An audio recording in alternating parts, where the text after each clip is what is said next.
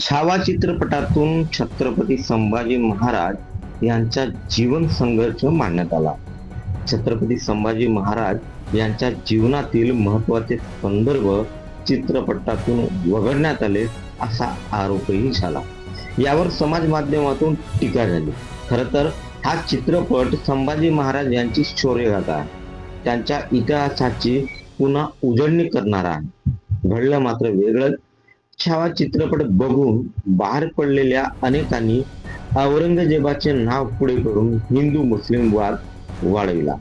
औरंगजेबाच्या कबरीचा वाद याच दरम्यान निर्माण झाला.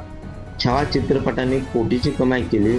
मात्र ज्या महात्माने महाराष्ट्र आणि देशात सामाजिक क्रांती घडवली, त्या महात्मा ज्योतिबा फुले, क्रांतीज्योती सावित्रीबाई फुले यांच्या जीवन संघर्षावर आधारित असलेला फुले चित्रपट निर्मितीला लागलेला पैसा सुद्धा काढू शकलेला नाही, ही मोठी शोकांतिका आहे. देशातील ज्या महिलांना शिक्षणापासून वंचित ठेवल्या गेले, त्या महिला सुद्धा चित्रपटाकडे पाठ फिरवल्याचे चित्र होतं.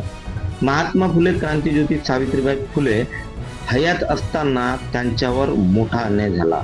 शेणगोटे खाऊन त्यांनी महिलांना शिक्षणाचे द्वार खुले केले. हा त्यांचा गुन्हा आहे का? काही मूठभर माणसं चित्रपटाला विरोध करतात. त्यांचे ऐकून बहुजन समाज सुद्धा चित्रपटाकडे पाठ फिरवतात.